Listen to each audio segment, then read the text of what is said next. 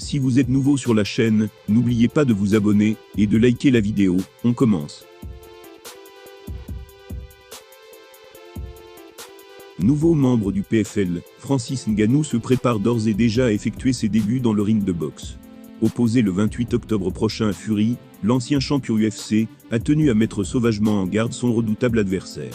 Le Camerounais a su relever la plupart des défis qui lui ont été proposés jusqu'ici dans sa carrière. Mais celui dans lequel il s'apprête à se lancer sera définitivement d'un tout autre acabit.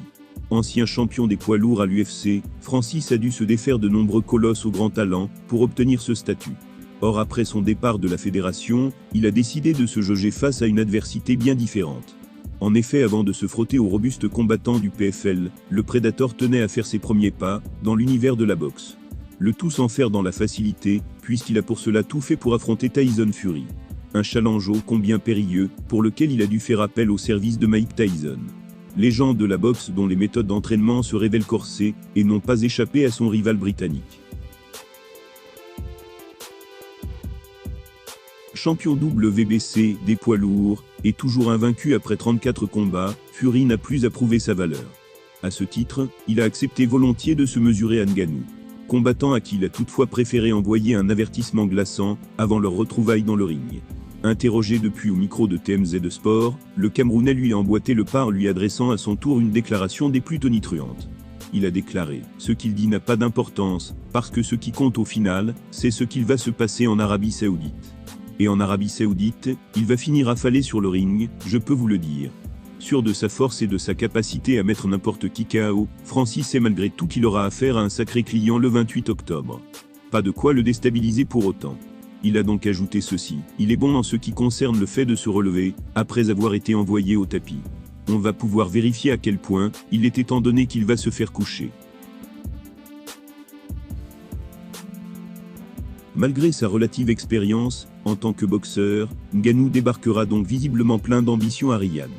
D'ici quelques semaines, il fera face à ce que l'on peut appeler le plus gros combat de sa carrière, un duel qu'il attend depuis si longtemps. Et malgré son énorme confiance en ses capacités, il ne prend pas à la légère le lip-syncing. Il ajoutait ceci, « Je l'étudie depuis 3 ans, je suis même allé à certains de ses combats. J'ai entendu parler de sa télé-réalité, mais je sais qu'il reste concentré sur notre combat. Il reste un professionnel, ne tombez pas dans le panneau. » Ce n'est pas, comme s'il avait tourné des films à Hollywood, on parle d'une télé-réalité qui montre ce qu'il fait au quotidien. Et donc ça n'a pas empiété sur son entraînement. Bien qu'il n'ait pas disputé le moindre combat de boxe officiel dans sa carrière, Francis Ngannou assure qu'il enverra Fury au tapis lors de leur affrontement. Des propos que l'Anglais s'assurera de faire mentir une fois le grand soir venu.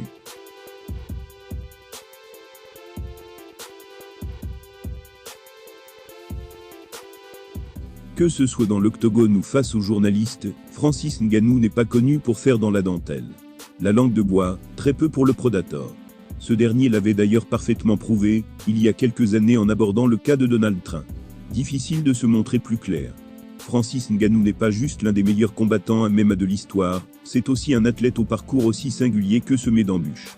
Rappelons qu'il a traversé la mer dans des conditions très dangereuses, afin de quitter l'Afrique. Une fois arrivé en Europe, il a vécu un temps, en tant que sans-abri à Paris.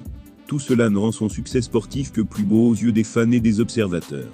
Malgré son statut de superstar, le Camerounais n'a jamais oublié ce qu'il avait traversé, afin d'en arriver là, et reste donc très sensible à la cause des immigrés. C'est donc sans surprise que son sang n'a fait qu'un tour en 2018, après que Donald Trump ait tenu des propos particulièrement virulents sur ces derniers.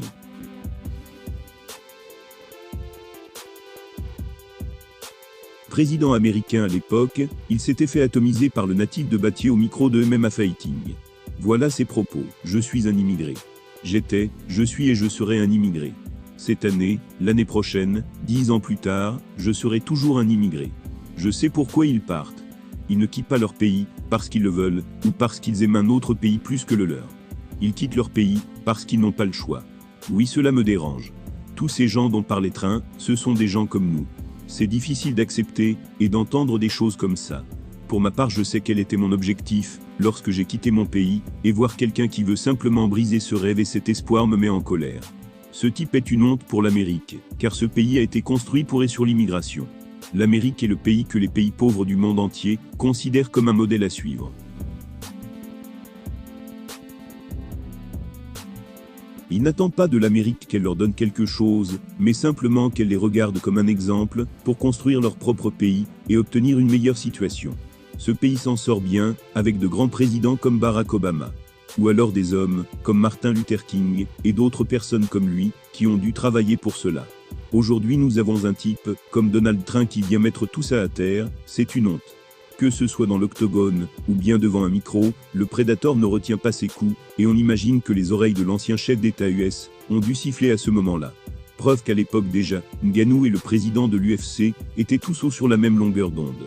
Dana White avait quant à lui déclaré que Trump était un citoyen, tout ce qu'il y a de plus intègre. Ça partait mal d'entrée de jeu. Résident aux États-Unis et compte tenu de son passé, Francis Ngannou a forcément été durement marqué par les propos de Donald Trump sur les immigrés. On imagine donc sans mal qu'il a dû être ravi de voir Joe Biden succéder au sulfureux politicien, 2 ans après sa tirade fracassante.